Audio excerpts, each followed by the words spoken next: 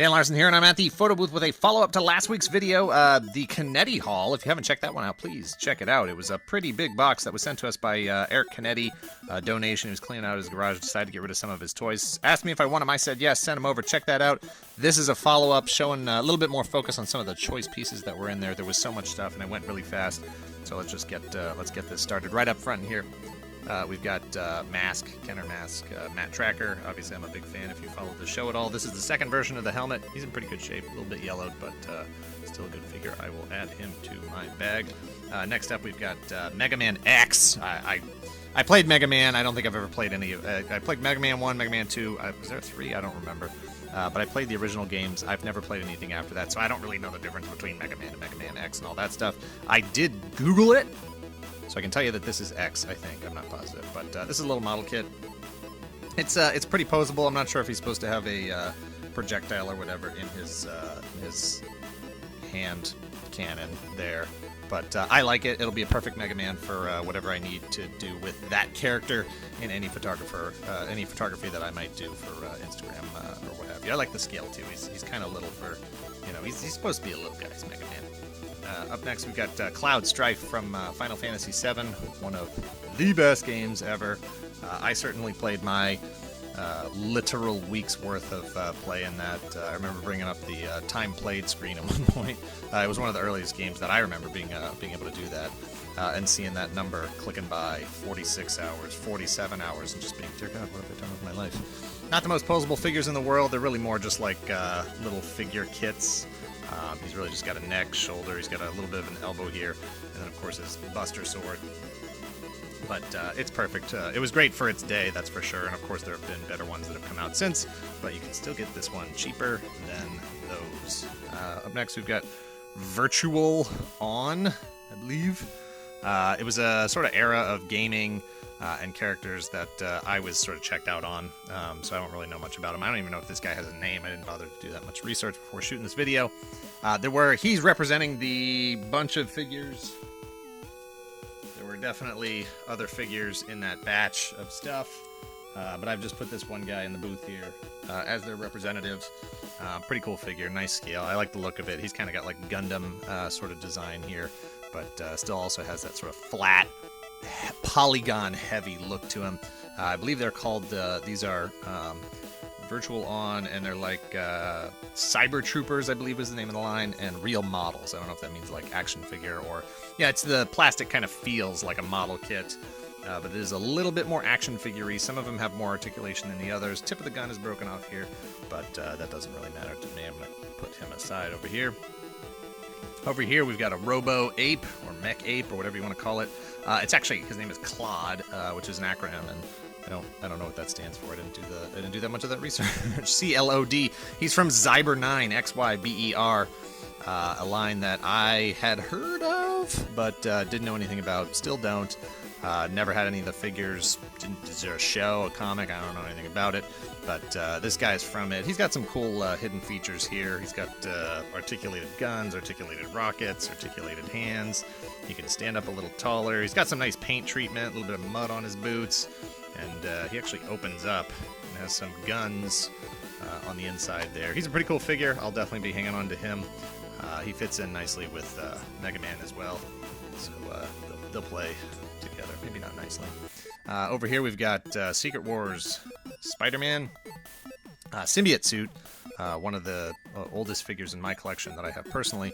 Whenever you see these things, the paint is always just gone on his chest and on his back, the parts that contact any surfaces the most. This one's actually in pretty good shape, all things considered. Really nice figure. He's nice tight joints.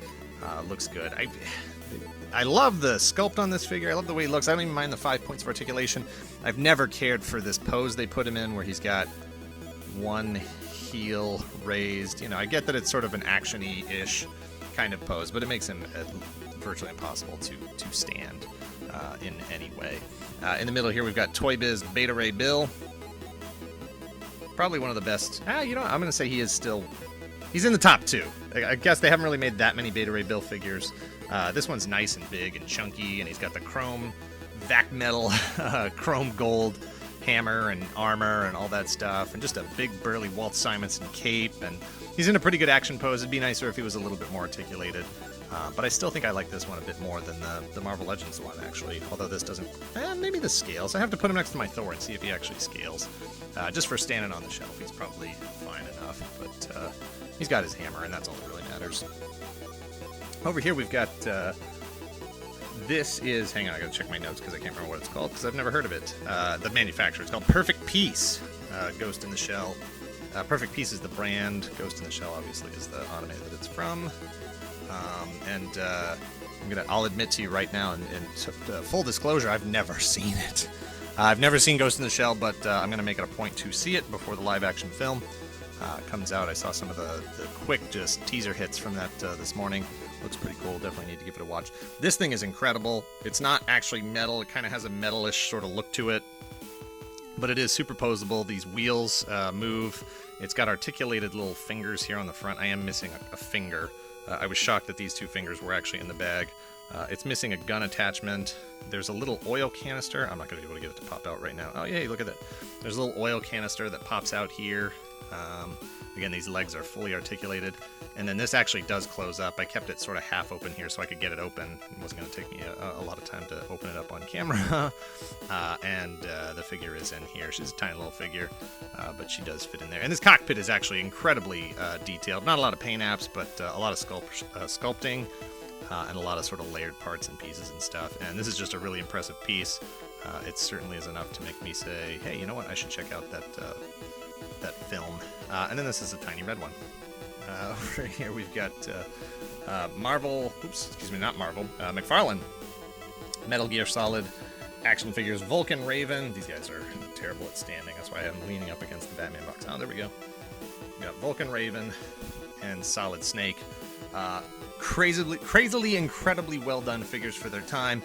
Vulcan Raven is held up. He is just a statue. I mean, you can't really do much with him. But he looks incredible and was incredible when he came out. I've been using this gun, if you've been following me on Instagram, at Toy Galaxy. I've been using this gun for Cable, for the new Marvel Legends Cable. It fits perfectly with him. And then the other reason I wanted to show these two, as far as the collection that Eric Canete sent over, the whole first wave was in there. Liquid Snake, Meryl Silverberg, Sniper Wolf, Revolver Ocelot, Psycho Mantis. They were all in there, all their accessories. Really fantastic of him to send those over. And some of them hold up better than others. They're all statues. Vulcan Raven's face still looks fantastic. I don't know what happened to Solid Snake here. This is not a great face, and I don't think my camera's actually going to give you a good enough look. The majority of the figure has held up. I mean, he's okay. He's not really good for much except for doing exactly what he's doing there. But that face just does not look great at all. But glad to have those. I had the whole line a way back, and then they peaked dollar value wise, and I sold them all except for Vulcan Raven. So it's nice to have the whole set back in my collection. This is a Graffiti Designs Hellboy figure. He is big, he is chunky, he is Mignola all over the place. His fist looks great, his tiny little feet look great, his tail looks great, his cape with one sleeve and one sleeve ripped off looks great. He's got alternate hands, one for holding this sword, one for holding the gun, which, Eric, if you're watching, if you find that gun, help a brother out. I feel like I'm being a jerk for asking for even more, but man, I need this gun. I'm gonna hop on eBay and see if somebody's got it for like a couple of bucks or something, because he just looks so good. I need to tuck that gun right into his holster. He's pretty posable. He's not the most posable figure in the world, but for what he is, big, chunky, Hellboy, awesome figure. Over here we've got some Starcom. There was a ton of Starcom in the box. I just pulled out the Shadow Bat here to represent the general collection. A couple of minifigures. I was shocked to see that some of them still had their tiny visors on them. This is one of my favorite pieces. I always liked the tiny ships, and I love that they plugged right into the larger jet. And the deploy feature still works. Got a cargo canister in here. It's all good. Starcom is pretty amazing. I think these guns... Yeah, I need to... Oh, hey, they opened up. Pretty cool. Lots of cool features on that piece. I'm going to get him out of the way. We've got SDCC Batman figure. This one is 2004, somewhere around there. This particular Batman figure is the Batman mold from the DC Superheroes Batman figure with the classic yellow belt. And he is, oh, you can see that. He's either putting his mask on or taking his mask off. I'm not sure. It's a nice looking piece, but with those hands and that head, I'm not really sure what else you can do with it.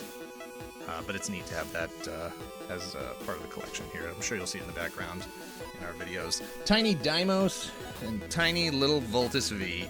A couple of you guys commented and corrected me last time that it was Voltus 5. I'm going to correct you and tell you that it's Voltus V. That's how it's always been for me, and that's always how it's going to be.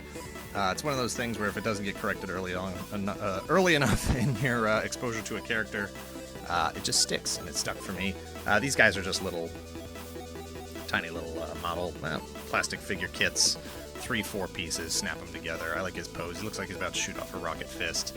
And he's Voltus V here has his sword, so good stuff. Can you hold it? Hey, there he goes. That's what he's supposed to be doing. Good stuff. We got SDCC 2000X She-Ra, a figure I've always wanted. Shocked that Eric included it in the box. I have quite a few of the 2000X He-Man figures. I liked the line. Very limited posability. Beautiful sculpts on a lot of those pieces. The Clawful Staction figure is still absolutely one of my favorite pieces in my entire collection. So it was nice to finally get my hands on a She-Ra here to put her in with the rest of the figure collection that we have. And I'm undecided. I'm undecided as to whether or not I actually want to open this one. We might. I mean, the box isn't in mint condition or anything, but I don't care about that stuff. I open up all the figures I have anyway.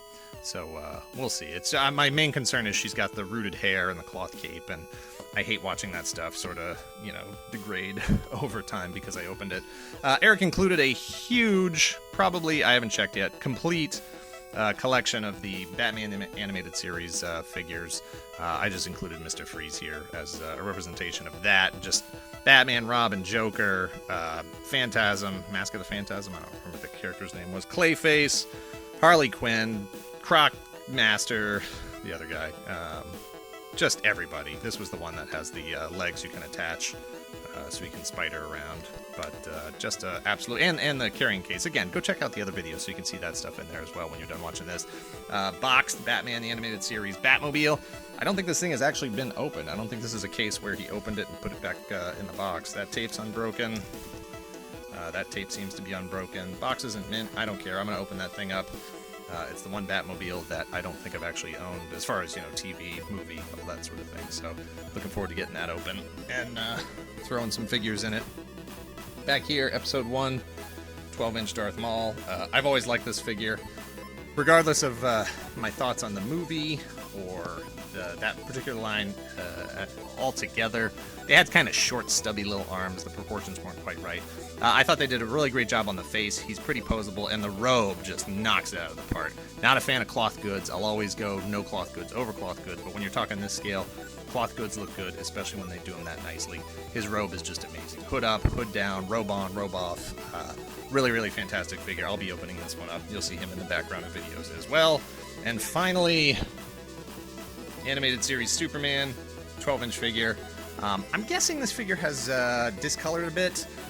Those colors don't seem exactly as vivid as they should be. The blue and his cape is practically pink here. But it's still a really nice figure. I like having the big stuff. I like putting that in the back of our videos. So anyway, I just want to say thanks again to Eric Canete. Thank you for watching this video. Please like, please subscribe, please share this video. Comment, let me know in the comments below. Is anybody else, looking to clean out their garage, get rid of their collection? Private message me. Let's talk. Thanks for watching, guys. Later.